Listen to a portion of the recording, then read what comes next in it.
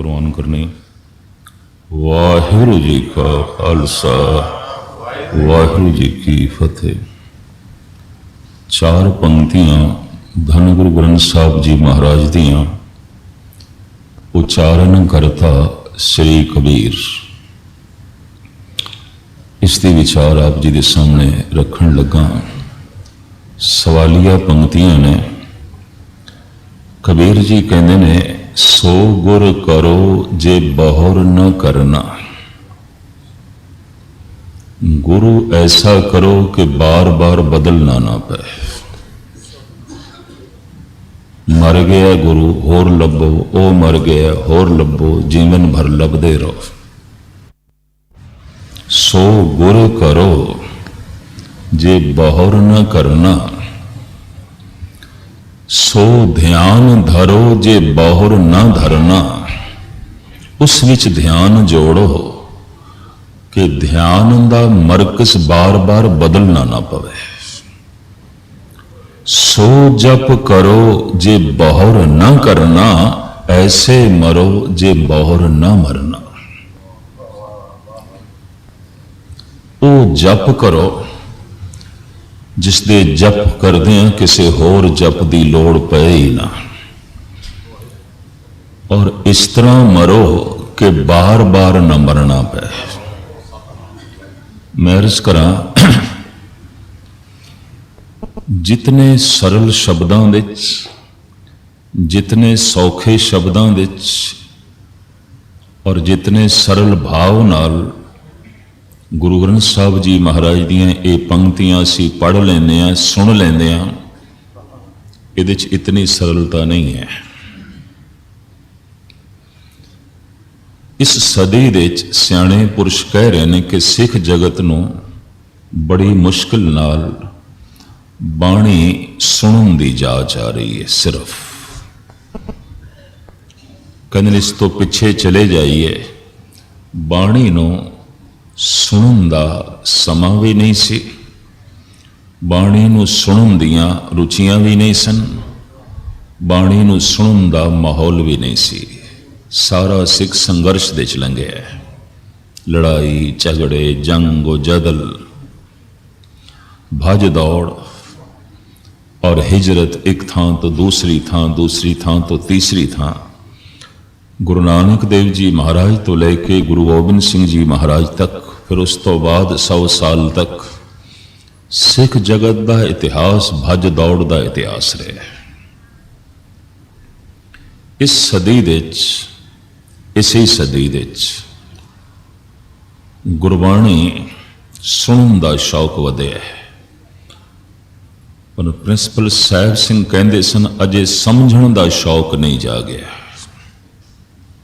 ये शौक अजे नहीं पैदा होया व्यापक तौर पर। तो चूंकि समझण का शौक अजे नहीं पैदा होया, यही कारण है कि बाकी धर्मां की तरह इस धर्म दे भी पखंड बहुत ज्यादा है, बहुत ज्यादा है। ईसा ने कदी नहीं सोचा होगा कि मेरे नाम ते खुदा दे नाम ते जिहड़ी मेरी उम्मत है, ये 2 हिस्सियां तकसीम हो जाए तो वह 2 हिस्से फिर हज़ारां तकसीम हो जान। रोमन कैथोलिक ते प्रोटेस्टेंट ये तो 2 वड्डे रूप ने, पर इन्हां दियां सैकड़े शाखा ने। ईसा ने इस तरह नहीं सोचा होगा। इस्लाम दे बानी मुहम्मद साहब दे ते ख्वाब दे च भी गल नहीं होगी कि मेरे नाम ते मुसलमान 3 हिस्सों तकसीम हो जान तो फिर 72 फिरके बन जान। आप दी ज्ञात लई अर्ज करा, इस्लाम दे 72 टोले ने और एक 73वां होर पैदा हो गया, कादियां, पंजाब दा शहर कादियां। उतों 3 वड्डे ने, केड़े? शिया, सुन्नी, मिर्ज़ई। और बड़ा भारी मतभेद है। मुहम्मद साहब के नां ते इन्हां तिन्नां दे खून खराबा साल दे साल होंदा है। मुहर्रम दे दिनां विच हर साल हिंदुस्तान दे विच, पाकिस्तान दे विच, बंगलादेश दे विच, ईरान अफगानिस्तान दे विच शिया सुन्नी फसाद हो जाते हैं हर साल। और उन्हां दिनां उत्थों दियां सरकारां नूं बड़ी चौकसी रखनी पैंदी है, लड़ पैंदे ने। एक कहंदा है मुहम्मद ने यह आख्या सी, एक कहंदा है यह आख्या सी, और दोहां दा हंकार परबल जद हंकार नूं अगे सामने रख दईए तो सच की है झूठ की है इहदा निर्णय करना औखा हो जाता है। जब अपने संस्कारां नूं ते अपने हठ नूं अगे रख दईए, अपना कट्टरपना अगे रख दईए, तो फिर सच की है झूठ की है इहदा निर्णय करना औखा हो जाता है। तो अज तक निर्णय नहीं हो सका सुन्नी ठीक ने, शिया ठीक ने कि मिर्ज़ाई ठीक ने, और तिन्हां दा खून खराबा और 72 फिरके इन्हां दे बहुत वड्डे 73वां फिरका ये मिर्ज़ाई। और आप दी ज्ञात लई अर्ज करां, मिर्ज़ाइयां दे उत्ते जिस ढंग नाल पाकिस्तान दे जुल्म होया, वो बेचारे हिजरत करके आले दुआले मुल्कां च भजे ने, उत्थों वो भी नमाज पढ़ते हैं, कुरान की तलावत करते हैं, रोज़ा भी रखते हैं, लेकिन सुन्नी उन्होंने मुसलमान मनन नूं तैयार नहीं। शिया भी रोज़ा रखते हैं, नमाज पढ़ते हैं, कुरान की तलावत करते हैं, हज ते भी जाते हैं। सुन्नी उन्होंने मुसलमान मनन नूं तैयार नहीं। शिया सुन्नियां नूं मुसलमान मनन नूं तैयार नहीं। इराक सारा सुन्नी है, ईरान सारा शिया है। जंग दे आर्थिक कारण ते सन, सियासी कारण ते सन, पर 9 साल की जंग का एक मजहबी कारण भी सी कि ईरान सारे दा सारा शिया है, इराक सारे दा सारा सुन्नी है, और इट पत्थर दा वैर। थोड़े जिहा शिया खुले मिजाज दे ने, जबकि तंग दायरा है सुनिया का। तो मुख्तसर मैं अर्ज करा, भावें ये 9 साल जो जंग लड़ी गई इराक ते ईरान की, लखा ईरानी मर गए, लखा इराकी मर गए। ये जंग भावें सियासी सी, भावें आर्थिक सी, इलाके दी सी जिथों तेल निकलता है, लेकिन इस दे उत्ते मजहबी जंग की मोहर लगी हुई सी। वो शिया सने सुन्नी ने। भुल के भी कभी इस तरह नहीं सोचे होना इस्लाम के महान बानी मुहम्मद साहब ने कि मेरे नाम दिते 72 टोले बन जान और 3 वड्डे फिरके बन जान, शिया सुन्नी मिर्ज़ाई। अगां चलिए, मच्छंदर नाथ ने एक पंथ नूं जन्म दिता, जोगी। इस तो पहले योग शब्द ते मौजूद सी। योग का मतलब सी जोड़,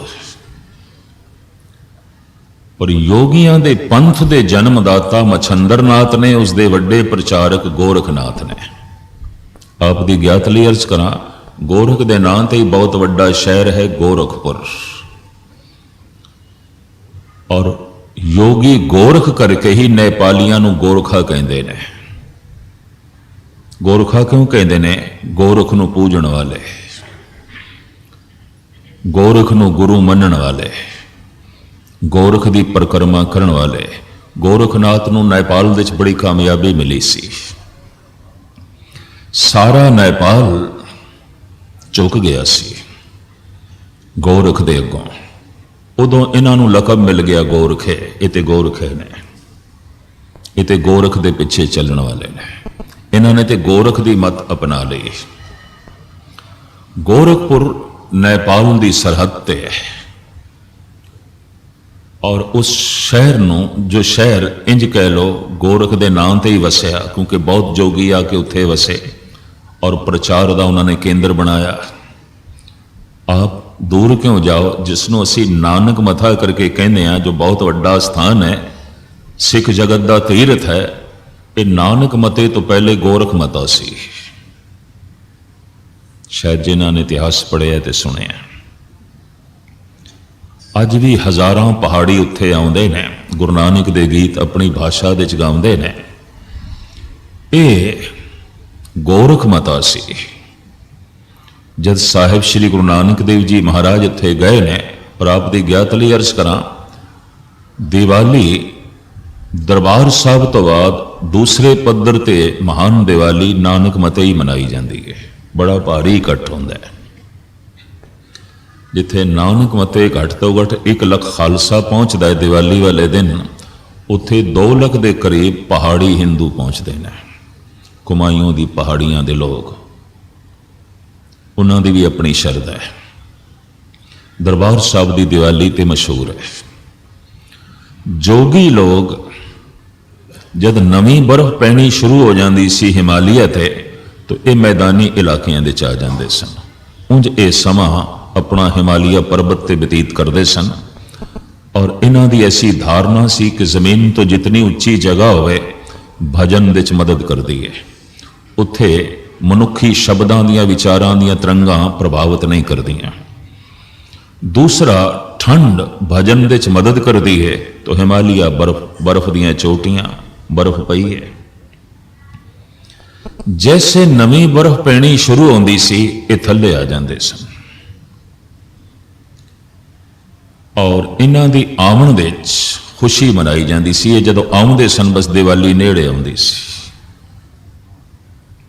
ਤਾਂ ਇਹਨਾਂ ਦੇ ਆਉਣ ਦੇ ਵਿੱਚ ਮੈਦਾਨੀ ਇਲਾਕਿਆਂ ਦੇ ਲੋਕ ਦੀਪਮਾਲਾ ਕਰਦੇ ਸਨ। ਗੋਰਖ ਮਤੇ ਦੀ ਦੀਵਾਲੀ ਸਭ ਤੋਂ ਮਸ਼ਹੂਰ ਸੀ।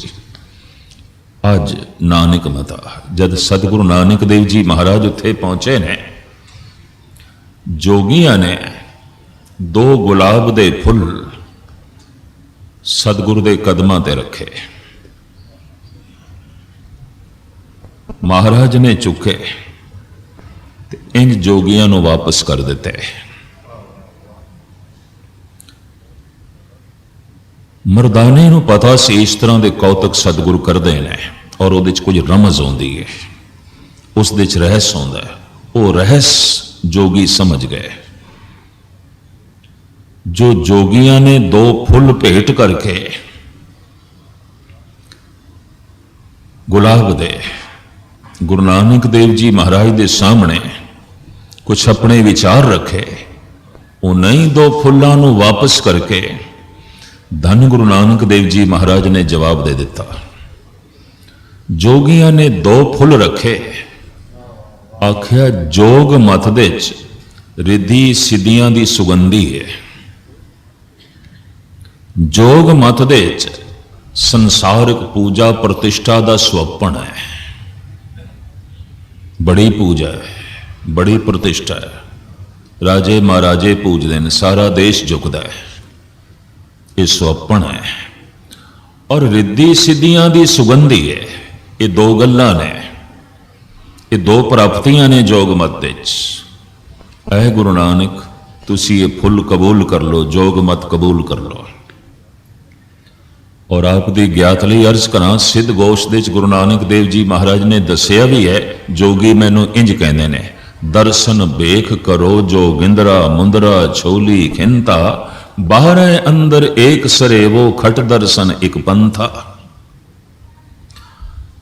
ਐ ਗੁਰੂ ਨਾਨਕ, ਜੇ ਤੁਸੀਂ ਜੋਗ ਮਤ ਧਾਰਨ ਕਰ ਲਓ, ਅਸੀਂ ਤੁਹਾਨੂੰ ਜੋਗਿੰਦਰਾ ਬਣਾ ਦਿੰਦੇ ਆ, ਜੋਗੀਆਂ ਦਾ ਨਾਥ, ਜੋਗੀਆਂ ਦਾ ਮੁਖੀ। ਗੋਰਖ ਦੀ ਪਦਵੀ ਅਸੀਂ ਤੁਹਾਨੂੰ ਦੇ ਦਿੰਦੇ ਆ। ਦਰਸ਼ਨ ਭੇਖ ਕਰੋ ਜੋਗਿੰਦਰਾ, ਇਹ ਰਾਮਕਲੀ ਸਿੱਧ ਗੋਸ਼ਟ। ਦਰਸ਼ਨ ਭੇਖ ਕਰੋ ਜੋਗਿੰਦਰਾ, ਮੁੰਦਰਾ ਝੋਲੀ ਖਿੰਤਾ। ਮੁੰਦਰਾ ਵੀ ਕੰਨਾਂ 'ਚ ਪਾ ਲਓ, ਭਿਕਸ਼ਾ ਲਈ ਝੋਲੀ ਵੀ ਧਾਰਨ ਕਰ ਲਓ, ਤਨ ਤੇ ਖਿੰਤਾ ਵੀ ਪਹਿਨ ਲਓ, ਹੱਥ ਦੇ 'ਚ ਖੱਪਰ ਵੀ ਰੱਖ ਦਿਓ। ਅਸੀਂ ਤੁਹਾਨੂੰ ਗੋਰਖ ਦੀ ਪਦਵੀ ਦੇ ਦਿੰਦੇ, ਅਸੀਂ ਸਾਰੇ ਦੇ ਸਾਰੇ ਤੁਹਾਡੇ ਪਿੱਛੇ ਚੱਲਣ ਨੂੰ ਤਿਆਰ। ਲਾਲਚ ਇਸ ਤਰ੍ਹਾਂ ਹੀ ਦਿੱਤਾ ਜਾਂਦਾ ਹੈ। ਤੁਹਾਨੂੰ ਚਲੋ ਉਮਤ ਦਾ ਮੁਖੀ ਬਣਾ ਦੇਵਾਂਗੇ, ਟੋਲੇ ਦਾ ਮੁਖੀ ਬਣਾ ਦੇਵਾਂਗੇ, ਆਓ ਸਾਡੇ ਵਿੱਚ। ਇਸ ਤਰ੍ਹਾਂ ਹੀ ਲਾਲਚ ਆਉਂਦੇ ਨੇ। ਨਾ ਸਮਝ ਲੋਕ ਪੈ ਜਾਂਦੇ ਨੇ। ਦੋਵੇਂ ਫੁੱਲ ਗੁਰੂ ਨਾਨਕ ਨੇ ਵਾਪਸ ਕੀਤੇ। ਆਖਿਆ ਮੰਨਦਿਆਂ ਰਿੱਧੀ ਸਿੱਧੀਆਂ ਦੀ ਸੁਗੰਧੀ ਵੀ ਹੈ, ਸੰਸਾਰਿਕ ਪੂਜਾ ਪ੍ਰਤਿਸ਼ਠਾ ਦਾ ਇਹਦੇ 'ਚ ਸੁਹੱਪਣ ਵੀ ਹੈ। ਪਰ ਇਹ ਗੋਰਖ ਦੇ ਚੇਲਿਓ, ਇਹਦੇ 'ਚ ਨਾਮ ਦਾ ਫਲ ਨਹੀਂ। ਨਾਨਕ ਉਸ ਫੁੱਲ ਦਾ ਪੁਜਾਰੀ ਹੈ ਜੋ ਸੁੰਦਰ ਹੋਵੇ, ਮਹਿਕ ਵੀ ਦੇਵੇ, ਪਰ ਉਹਦੇ 'ਚੋਂ ਫਲ ਵੀ ਨਿਕਲੇ। ਇਹਦੇ 'ਚ ਫਲ ਨਹੀਂ ਹੈ। मैं कोरी स्वप्न का पुजारी नहीं, और मैं फोकी रिदियां सिदियां का पुजारी नहीं। ये सिर्फ महक मैनू नहीं चाहिए, ये सिर्फ फोका स्वप्न मैनू नहीं चाहिए। मैनू वो फल भी चाहिए जिन्हों खा के तृप्ति मिले, रस मिले, आनंद मिले। कहते ने इनू सैन बहस कहते हैं, इशारियां दी बहस, इशारियां नाल कहना। जितने मुहज्जब लोग आउंदे ने, दूरदृष्ट आउंदे ने, सियाणे आउंदे ने, कोमल आउंदे ने, कई दफा सोचते ने बोलां नाल, शब्दां नाल जे आखिया चोट लगेगी,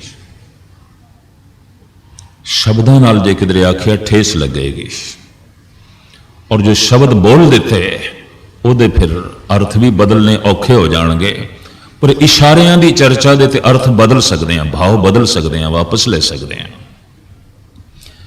इस वास्ते कोमल दुनिया दे सियाणियां दी दुनिया च इतनी गल ते मन्नी जाएगी कि जोगी सियाणे सन, क्योंकि सिद्ध गोश दे जिहड़े उन्होंने सवाल गुरु नानक ते कीते ने मामूली सवाल नहीं ने, वो आम लोगों की तरह मामूली सवाल नहीं ने, बहुत वड्डे वड्डे सवाल ने। अध्यात्मक तत्त दे बहुत वड्डियां वड्डियां गल्लां उन्होंने गुरु नानक दे सामने रखियां ते गुरु नानक ने सुलझाइयां ने। इनू सैन बहस कहते हैं, इशारियां दी बहस, इशारियां नाल गल करनी। और सतगुरु ने भी इशारियां नाल जवाब दिता है, बोल के नहीं। ठीक है, मनदे हैं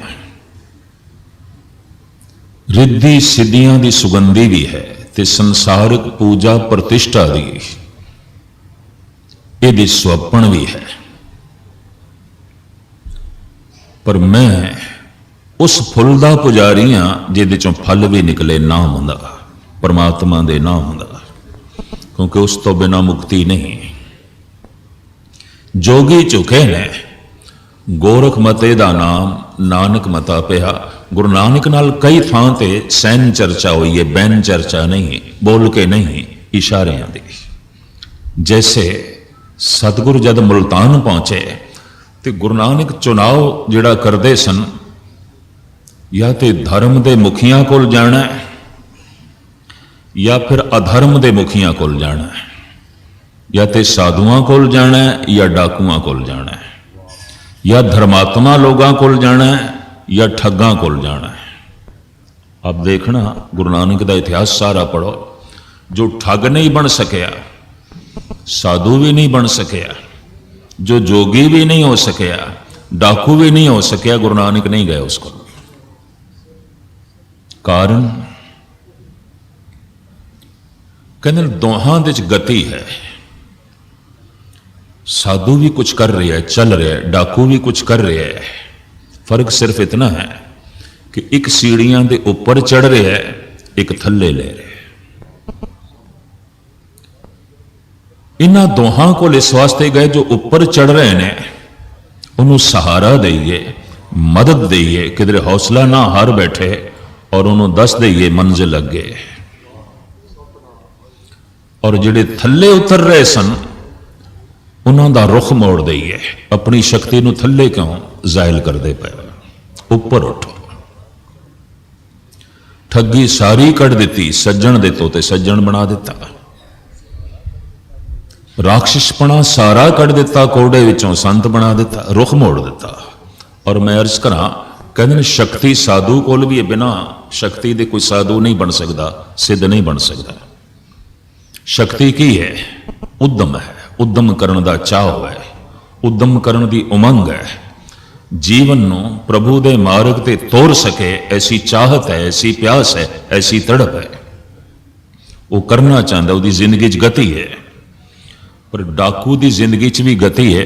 और आप सुन के हैरान हो गए, अज का मनोविज्ञान सहमत हो गया है कि जो संत दे गुण ने वही डाकू दे गुण ने, जो डाकू दे गुण ने वही संत दे गुण ने। तुसी आखोगे अजीबो गरीब गल मैं सतगुर की हजूरी च कह रहा कि जिहड़े गुण डाकू कोल ने उही गुण संत कोल ने। संत अपने जीवन बारे बड़ा सावधान होता है, कोई गलत ख्याल मेरे मन दे च ना आ जाए, कोई गलत कर्म मेरे हत्थां नूं ना पकड़ लवे, कोई गलत दिशा मेरे पैरां नूं ना पकड़ लवे, कोई गलत बोल मेरी जबान ते ना सवार हो जाए। सुचेत होंदा है डाकू, बड़ा सुचेत होंदा है किधर मैं पकड़ दे च ना आ जावां, हत्थां च हथकड़ियां पै जाण, पैरां च बेड़ियां पै जाण। बड़ा सुचेत होंदा है, बड़ा सावधान होंदा है। साधु निडर होंदा है, भय तो रहत हो जाता है। और मैं अर्ज करा साधु खतरियां नाल खेडदा है, इंज कह लो, रिस्क लैंदा है। कदी नाम अभ्यास जिहड़े करदे ने, एक अवस्था ऐसी भी बनती है जिवें मनुख सोचता है अंदर महसूस करता मैं तो मरन लगा, खत्म होने लगा। थोड़े सामने इसका निखेड़ा करांगे। अभ्यासी उत्थे भी खतरा मुल लैंदा, कोई गल नहीं, मरन लगे तो मरण सी। कहो कबीर मरण मन मानिया, मरना मन ने मन लिया, मरना ही है। भगत कबीर कहो कबीर मरण मन मानिया, मर मर जाते जिन राम न जानिया। कबीर के अंदर जिस दिन का मरना कबूल किया है और मरने नूं वेख्या है, अमर जिंदगी मिल गई है, वो मरदे ही रहिंदे ने जिन्होंने मरना कबूल नहीं किया। जीवन भर मरते रहते हैं और कई जिंदगियां च मरते रहते हैं। संत बड़ा सावधान है, डाकू बड़ा सावधान है। संत निर्भय है, डाकू भी बड़ा निर्भय है। अगर भयभीत होवे तो इतने बड़े खतरे डाकू मुल नहीं ले सकता है। संत अद्धी रात जद लंघदी है तो उद्यम करता है और अमृत वेले प्रभु नाल जुड़न की कोशिश करता है। यकीन जानो डाकू भी डाका उसे वक्त ही मार देन जब सारी दुनिया सुती पई होंदी। डकैत उसे समय डाके मार देने। संत अमृत वेले जागदा है, डाकू अमृत वेले जागदा है। जागण का समा भी इको है। संत फुर्तीला बड़ा है, आलसी नहीं है, और आलसी मनुख संत हो भी नहीं सकता। डाकू बड़ा फुर्तीला है, आलसी बिल्कुल नहीं है। बुनियादी गुण संत ते डाकू दे इको ही ने, फर्क सिर्फ इतना है एक ऊपर चढ़ रहा है, एक थल्ले ले रहा है, बस इन्नी गल है। एक अपनी शक्ति नूं वरत रहा है ऊपर उठण दे च, एक अपनी शक्ति नूं वरत रहा है थल्ले लैण दे च। इन्हां दोहां नूं गुरु नानक ने चुनिया है, इन्हां दोहां नूं थां दित्ती अपने हिरदे च। ठग नूं भी, साधु नूं भी, सिद्धां नूं अपने हिरदे च थां दित्ती है, राक्षसां नूं अपने हिरदे च थां दित्ती है। क्यों? दोहां दी जिंदगी च गति है, दोवें चल रहे हैं। फर्क सिर्फ इतना एक ऊपर उठ रहा है, एक थल्ले। पर जिहड़ा विचकार पौड़ियां दे बैठ गया, ना ऊपर उठदा है ना थल्ले, और प्रण भी कर बैठा नहीं जाना, ना ऊपर जाना ना थल्ले। गुरु नानक ने देखा इत्थे समा खराब करना है, नहीं तो ऊपर उठना चाहता है ना थल्ले। इसकी तो दिशा ही कोई नहीं है, ये तो किसी पासे जाना ही नहीं चाहता। तो इत्थे की समा खर्च करना, इत्थे की वक्त जाया करना। तो गुरु नानक ने मुल्तान नूं चुनिया, मुल्तान जाना है उचेचा। कारण मुल्तान दियां कुछ चीज़ां मशहूर सन, और मुल्तान बारे कहावत है, चार चीज है तोहफा है मुल्तान। मुल्तान दियां चार चीज़ां तोहफा ने। देश की वंड तो पहले, हिंदुस्तान की वंड तो पहले मुल्तान सब तो गर्म शहर सी। अज सब तो गर्म गया या नागपुर नूं मन लेंदे ने। अज सब तो ज्यादा गर्मी, सब तो ज्यादा दर्जा हरारत गया दे च हो जाता है, बिहार। उस जमाने च मुल्तान चहार चीज तोहफा है मुल्तान, गर्द गरमा गदागर गोरिस्तान। चार चीज़ां, गर्द रेत दे टिब्बे ही सन, मरूथल, हनेरियां आंदियां सन, रेत उड़दी सी, और ऐन शहर दे उत्ते पैंदी सी रेत। गर्मा बड़ी भयंकर गर्मी, गदागर फकीर, मरूथल बहुत ज्यादा है, गर्मी बहुत ज्यादा है, साधु बहुत ज्यादा ने, फकीर बहुत ज्यादा ने। ताई ते कहावत पर चलत हो गई, पीरीपुर मुल्तान। फकीरां नाल भरे होया, साधुआं नाल भरे होया, गली गली साधुआं दे डेरे। और आप सुन के हैरान होवोगे, सिख जगत दे अजे भी 15-20 डेरे मुल्तान दे साधुआं दे ने। सिख जगत दे हरियाणे दे, कुछ पंजाब दे, कुछ दिल्ली दे, पिछों मुल्तान तो आए ने सारे। गर्द गरमा गदागर गोरिस्तान, कबरां, क्योंकि जिहड़ा फकीर चलाना कर जांदा सी उसका मकबरा उत्थे शहर दे, गली गली च मकबरे, गली गली च कबरां, गली गली च फकीर, गली गली च घटा मिट्टी, उड़दी हुई धूड़ और गर्मी। फकीरां दा गढ़ सी मुल्तान। चले गए गुरु नानक, अजे शहर दे च पहुंचे नहीं, फकीरां नूं खबर पै गई फकीर आ रहा है, और वक्त दा चोटी दा फकीर आ रहा है। और ऐसा फकीर आ रहा है जो बोल के भी विचार करता है, जो इशारियां नाल भी विचार करता है। ऐसा फकीर आ रहा है जो बेशतर भाषावां दे च बोलदा है। गुरु नानक अरब दे च अरबी बोले, ईरान दे च पर्शियन बोले, अफगानिस्तान दे च पश्तो बोले, और 68 तीर्थां दे ब्राह्मणां नाल गुरु नानक संस्कृत बोले, और देश के वख-वख प्रांतां दे च गुरु नानक देव जी लोकल बोली च बोले। यही कारण है कि गुरु नानक दी बाणी एक भाषा दे च नहीं है। कोई एक भाषा दा पंडित गुरु नानक दी बाणी दे अर्थ नहीं कर सकता। गुरु नानक दी बाणी नूं समझण लई उन्होंने संस्कृत आनी चाहिए, ब्रिज भाषा आनी चाहिए, अरबी फारसी आनी चाहिए, थोड़ा जिहा उसनूं जो है पश्तो दा बोध होवे, फिर उन्होंने कश्मीरी भी आउंदी होवे, पंजाबी भी आउंदी होवे, सिंधी भी आउंदी होवे, बंगाली का भी बोध होवे, मराठी का बोध होवे, तां जाके किधरे गुरु नानक दी बाणी दे अर्थ करे। सतगुरु दी खूबी। पातशाह शहर दे बाहर एक बगीची सी, उत्थे बैठ गए। जाना है फकीरां कोल, ये पता है सतगुरु नूं, और ये फकीर केड़े केड़े प्रश्न करनगे ये भी सतगुरु नूं पता है, और ये फकीर मैनू बर्दाश्त नहीं करनगे ये भी सतगुरु नूं पता है।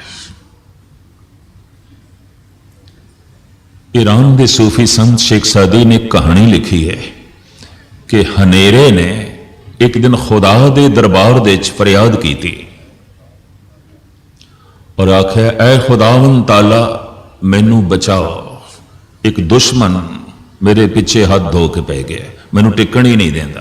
कौन है? सूरज, ये मेरा दुश्मन है, बुलाओ इसको। ये मेरा पक्का वैरी बन गया, पक्का दुश्मन, मेरी होंद मिटाना चाहता है। कहते ने खुदा ने हनेरे नू तसल्ली दी, तू जा, मैं सूरज कोल पूछांगा। इस फकीर ने तंजी लहजे दे कहानी लिखी है। खुदा ने सूरज नू तलब किया ते पूछया, तू हाथ धो के हनेरे दे पिछे क्यों पे है, क्यों दुश्मनी कमांदा है उहदे नाल? ते हाथ जोड़ के सूरज ने आख्या, खुदा मैं तो कदी हनेरा वेख्या ही नहीं, मैं उहदे नाल दुश्मनी क्यों करांगा, मैं तो वेख्या ही नहीं, मैं तो जानदा भी नहीं। जिन्हों मैं जानदा नहीं उहदे नाल मेरी की दी दुश्मनी, जिन्हों मैं वेख्या नहीं उन्होंने मैं की मारांगा। पर कीता की जाए, सूरज दी होंद हनेरा रहन नहीं देंदी, गुरु नानक दी होंद पखंड नूं रहन नहीं देंदी, झूठ नूं रहन नहीं देंदी, धोखिਆਂ नूं रहन नहीं देंदी। तो धोखा रहना चाहता है, पखंड रहना चाहता है, झूठ रहना चाहता है, फोकी पूजा प्रतिष्ठा रहना चाहती है, डरदी है।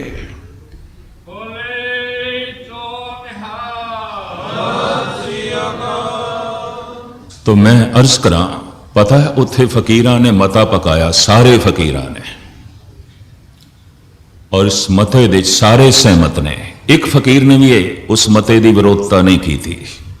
मता की पकाया, कोई जुगत तलाश करो कि गुरु नानक मुल्तान दे नहीं आने चाहिए। गुरु नानक आ गए तो असीं उजड़ जावांगे। सूरज उदय होया तो हनेरा कित्थे रहेगा। फकीरी बाणा सी उन्हां कोल, फकीर नहीं सन। फकीरी लिबास सी उन्हां कोल, फकीर नहीं सी। संत पणे दा भेख सी उन्हां कोल, संत नहीं सन। साधुआं दा लिबास सी, साधु नहीं सन। अगर साधु होंदे तो साधु नूं गलवकड़ी च लैणा सी। ये भी मैं अर्ज करते हैं, साधु नहीं सन, बाणा सी। और ऐसा हो जाता है, जे सोना है तो मुलम्मा भी है, हीरे ने तो कच भी है, जे चंदन है तो किक्कर भी है, जे संगे मरमर है तो फिर आम पत्थर भी है, जे सच है तो झूठ भी है, जे वाकई धर्म है तो धर्म के नां ते पखंड भी है। साधुआं ने मता पकाया और सारियां दी सहमति, गुरु नानक नहीं आने चाहिए। कम से कम मुल्तान देश ते उन्हां दा दाखला नहीं होना चाहिए। पर सारे फकीर ने कहते जबान नाल किवें आखिए, मूंह नाल किवें आखिए, क्योंकि साधना करते सन, आखिर नमाज पढ़ते सन, और उहदे चलो कुछ ना कुछ इतनी समझ ते आ गई सी कि महफिल दे और किसी फकीर नाल किस तरह की गल करनी है। यह ढंग उन्होंने आ गया सी, इतना तो उन्होंने पता सी। मूंह नाल किस तरह आखिए तुसी मुल्तान दे च ना आओ। आम बंदा होंदा तो शायद मूंह नाल भी कह देंदा, कुबड़ आउंदा, ना आओ, लोड़ नहीं थोड़ी। पर फकीर सन, मकबरियां ते बैठे सन, इबादत गाहां दे बैठे सन, एक एक दे हजारां मुरीद सन, चेले सन, आले दुआले तक उन्हां दी पहुंच सी और सारा पंजाब उन्हां नूं पूजदा सी। तो शर्म आई, जबान नाल किवें कहिए गुरु नानक मुल्तान दे च ना आओ। तो भरे होया दुध कटोरा, सैन बहस, इशारियां दी चर्चा, इशारे नाल कहना है। दुध दा भरिया होया कटोरा एक मन्ने पन्ने फकीर दे हथ च पकड़ाया, आखे लै जा। ज्यों गुरु नानक दे कदमां दे च रखिया। और मैं समझदा जन्म साखी बनी है, मरदाने करके किधरे ना आउंदा, ये प्रश्न ही ना करदा ते गुरु नानक ने कुछ दसना नहीं सी, ते जन्म साखी बननी नहीं सी। ये भी मैं अर्ज कर दे, ये जो कथा बन गई मरदाने करके बन गई। सतगुरु ने मरदाने नूं कहा, उस सामने चंबेली दा फुल तोड़ के लिया। उस बगीची दे च फुल गुलाब दे भी है सन, बड़े सोहने, गेंदा भी बड़े खड़िया होया सी, अनार कली भी सी। जो कवि संतोख सिंह जी ने उस बगीचे का खुलासा किया, बगीचा तो बड़ा सुंदर सी, उहदे च बहुत कुछ सी। पर साहब कहते नहीं, वो जिहड़ी चंबेली है वो तू तोड़ के लिया फुल। हैरान मरदाना भी है, इन्ने सोहने सोहने होर फुल, चंबेली का फुल खूबसूरत नहीं, लेकिन चंबेली के फुल विच महक बड़ी आउंदी है, खुशबू बड़ी है। चंबेली के फुल का वजन नहीं आता, बिल्कुल नहीं, आकार भी वड्डा नहीं। फुल तोड़ लिया, एक चंबेली का फुल कटोरे दे च रख दिता और सतगुरु ने हाथ जोड़ दिते। सियाणे फकीर नूं भेजिया सी, इशारा समझ गया।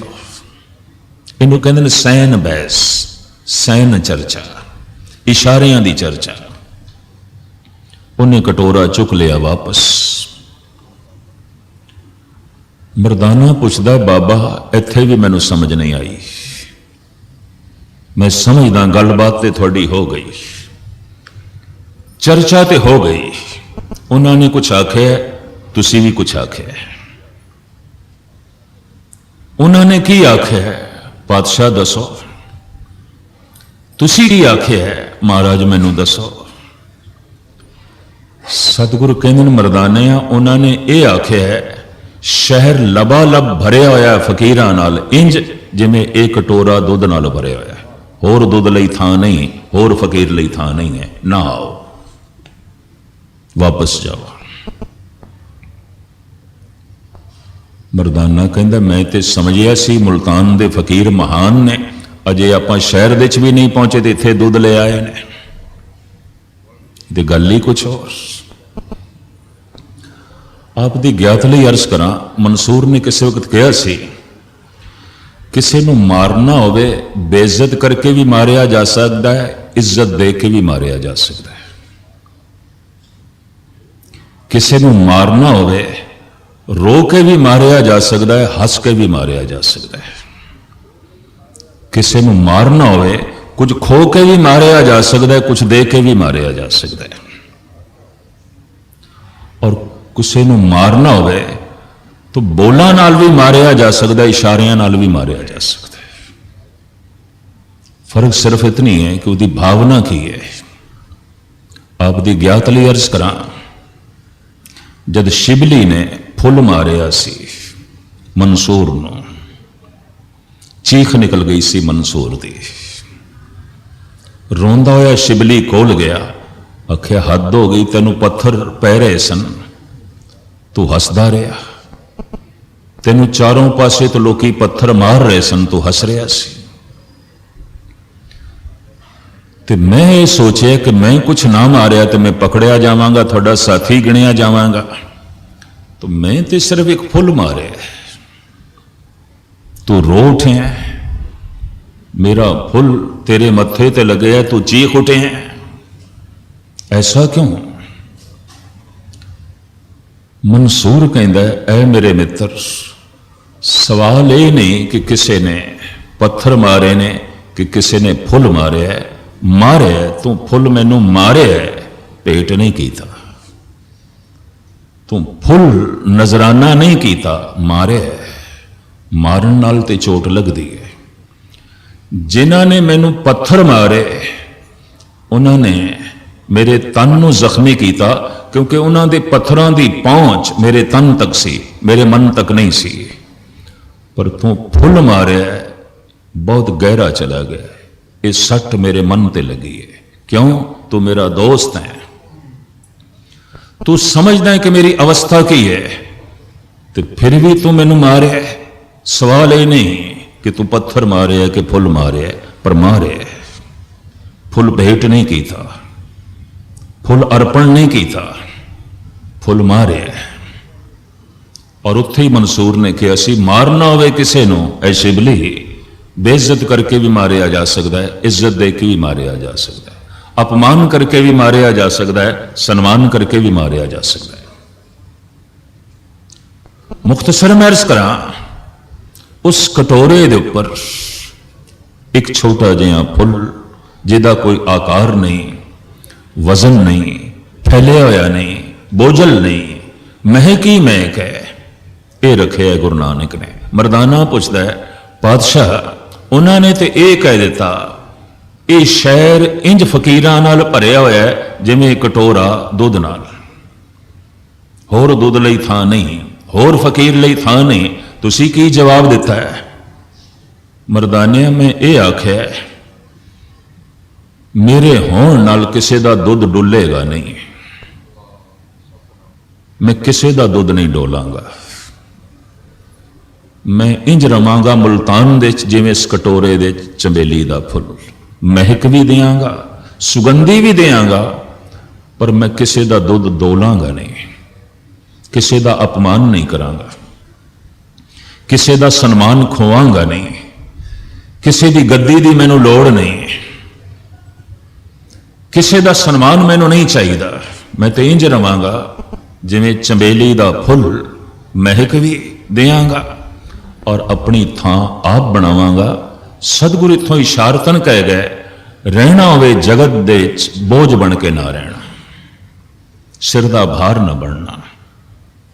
कई दफा ऐसा होंदा है एक भरा दे सिर दा बोझ बन जाता है, भार बन जाता है, बर्दाश्त करना औखा हो जाता है।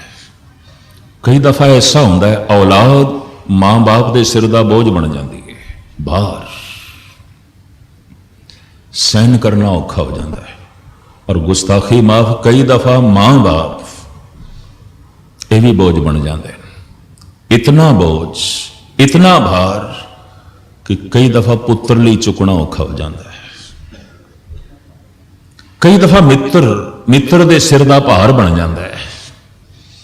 और कई दफा ऐसा होता है कोई राजा कोई हुक्मरान किसी देश का प्रजा के सिर का बोझ बन जाता है, उन्होंने चुक के रखना, उन्होंने बिठा के रखना औखा हो जाता है।